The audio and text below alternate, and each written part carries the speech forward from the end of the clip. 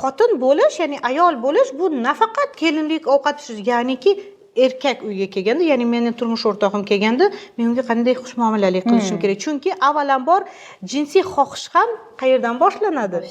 Miyadan boshlanadi. Ya'ni ko'zlardan, tabassumdan, mana shundan o'zi ulanib ketaveradi. Erkak kishi buni как signaldek qabul qiladi.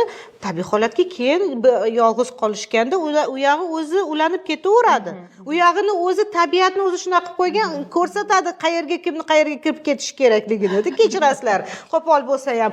Lekin bizni oilalarda o'ylashadiki, jinsiy tarbiya mana shu haqida-da deb o'ylashadi.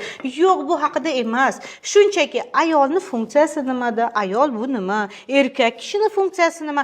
Erkaklarga ham xotinining ko'nglini olish, xotiniga qanaqa, ayoliga, даже hattoki xotin emas, ayoliga qanaqa munosabatda bo'lish kerakligi haqida yo'q bu narsa. Mana bu sizga jinsiy tarbiya, to'g'rimi?